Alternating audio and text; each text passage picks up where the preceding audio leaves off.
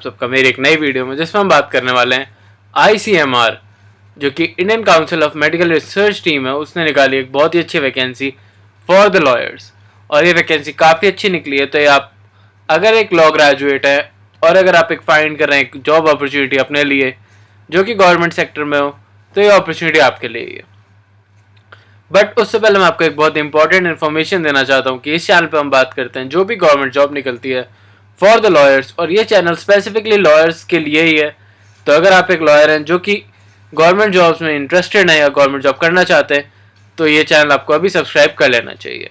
और अभी हम कर रहे हैं 100 डेज चैलेंज, जिसमें 100 डेज तक मैं आपके लिए नई नई जॉब अपॉर्चुनिटीज और नई नई वीडियोस लेकर आता रहूँगा डेली बेसिस पे। और हम कर रहे हैं, और इन डेली बेसिस पे जो आप चेक कर सकते हैं लास्ट 20 डेज की वीडियोस, क्योंकि इस बार काफ़ी ज़्यादा अपॉर्चुनिटीज़ निकाली गई हैं फॉर द लॉयर्स, जो कि पहली बार हुआ है। तो आपको ज़रूर चेकआउट करनी चाहिए आज से 20 डेज पुरानी वीडियोस भी, क्योंकि अगर आप उसमें एप्लीकेबल होते हैं तो आपको वो जॉब्स भी फिल आउट करनी चाहिए।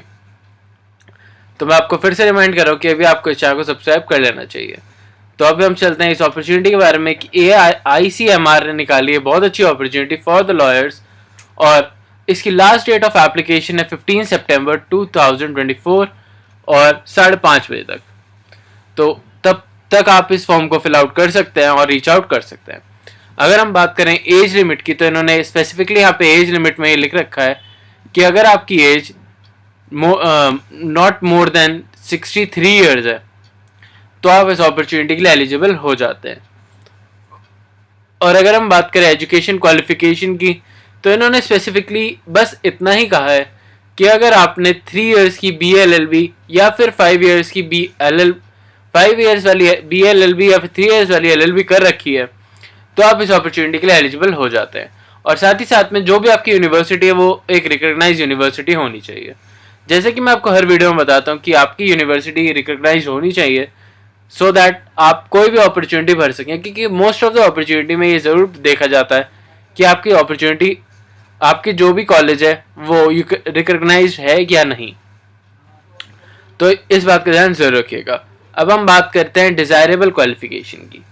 तो अगर आपने LLM कर रखी है तो आप इनके डिज़ायर क्वालिफाइड पर्सन बन जाते हैं और आपको इसमें काफ़ी अच्छा अपॉर्चुनिटी मिल सकती है आपको इस अपॉर्चुनिटी के लिए। और अगर हम बात करें कि आपके पास स्ट्रॉन्ग राइटिंग और स्पीकिंग स्किल्स होनी चाहिए इंग्लिश में, तो आप इस अपॉर्चुनिटी के डिज़ायर कैंडिडेट बन जाते हैं। अगर हम बात करें प्रोफेशनैलिटी की, तो आपको वर्ड, एक्सेल, पावर पॉइंट आना ज़रूरी है फॉर दिस अपॉर्चुनिटी, क्योंकि अगर आपको कंप्यूटर मैनेजमेंट आएगा तभी आप इस अपॉर्चुनिटी के लिए एलिजिबल हो सकते हैं। और आपको हैंडलिंग इन्फॉर्मेशन और मैनेजमेंट पोर्टल पे भी आपको इन्फॉर्मेशन हैंडल करना आना चाहिए। अगर मैं बात करूं कि इस अपॉर्चुनिटी के लिए आपको क्या काम करना होगा, तो आपकी काम एज अ रिसर्चर लगा जाएगा। तो आपको एक पर्टिकुलर टॉपिक दिया जाएगा जिस पर आपको रिसर्च करनी होगी, और आपका जो भी ये काम होगा कंप्यूटर वर्क होगा और लीगल रिलेटेड वर्क ही होगा। तो इन बातों का ध्यान आप जरूर रखिएगा। अगर हम बात करें एक्सपीरियंस की, तो इन्होंने minimum 5 years of court experience मांगा लिटिगेशन में। अगर आप एक एडवोकेट हैं बिफोर जज जुडिशियल, और अगर आप एक प्रैक्टिसिंग लॉयर हैं तो आप इस अपॉर्चुनिटी के लिए एलिजिबल हो जाते हैं। और मिनिमम आपके पास 5 इयर्स ऑफ वर्किंग एक्सपीरियंस होना चाहिए सेंट्रल गवर्नमेंट ऑफ मिनिस्ट्री में। अगर आप एक लॉयर हैं जो कि 5 इयर्स ऑफ एक्सपीरियंस लेके होल्ड कर रहे हैं, तो आप इस अपॉर्चुनिटी के लिए बिल्कुल एप्ट होते हैं और एलिजिबल हो जाते हैं इमीडिएटली। अगर मैं बात करूँ रेम्यूनरेशन की, तो इन्होंने साफ साफ यहाँ पे लिख रखा है कि रेम्यूनरेशन आपकी 25,000 से लेकर 1 लाख रुपीज़ तक रखी गई है, जो कि डिपेंड होगी आपकी एजुकेशन क्वालिफिकेशन और एक्सपीरियंस पे। और इसके अकॉर्डिंग ही आपका जो भी पे स्केल होगा उसे एडजस्ट करा जाएगा और डिफाइन करा जाएगा कि आपको कितना पे स्केल मिलेगा। और ये पे स्केल आपको डिफाइन करने के लिए आपको अपनी एजुकेशन क्वालिफिकेशन और एक्सपीरियंस सर्टिफिकेट भी दिखाना होगा, जो कि आपको bar council of India provide कराएगी। तो आप अपने बार से ये एक्सपीरियंस सर्टिफिकेट ज़रूर ले लीजिएगा अगर आप ये फॉर्म फिल आउट कर रहे हैं तो।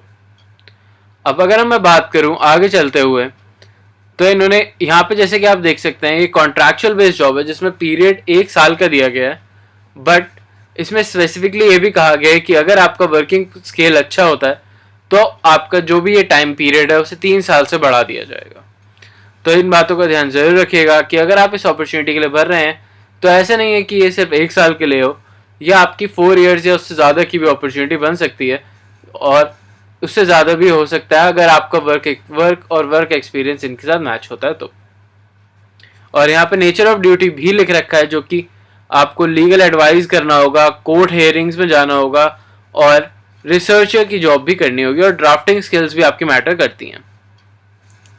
अब हम बात करें रिक्रूटमेंट प्रोसेस की, तो रिक्रूटमेंट प्रोसेस में मैंने आपको लिंक प्रोवाइड करा दिया है, जहाँ पे जाके आप इनकी वेबसाइट पे पहुँच जाएंगे और वहाँ पे जाके आप डायरेक्ट अप्लाई कर सकते हैं, और आप अपनी एप्लीकेशन को ईमेल भी कर सकते हैं इनकी ऑफिशियल वेबसाइट पे। देख सकते हैं यहाँ पे लिंक भी प्रोवाइड कर रखा है इन्होंने, जहाँ पे जाके आप स्पेसिफिकली अपना एप्लीकेशन फॉर्म फिल आउट कर सकते हैं और इस जॉब के लिए अप्लाई कर सकते हैं।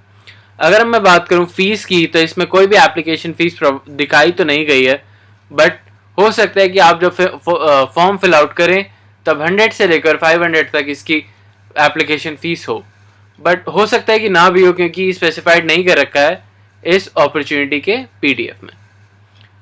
तो आई होप आपको ये अपॉर्चुनिटी अच्छी लगी हो, और अगर अच्छी लगी हो तो चैनल को लाइक और सब्सक्राइब जरूर कर लेना।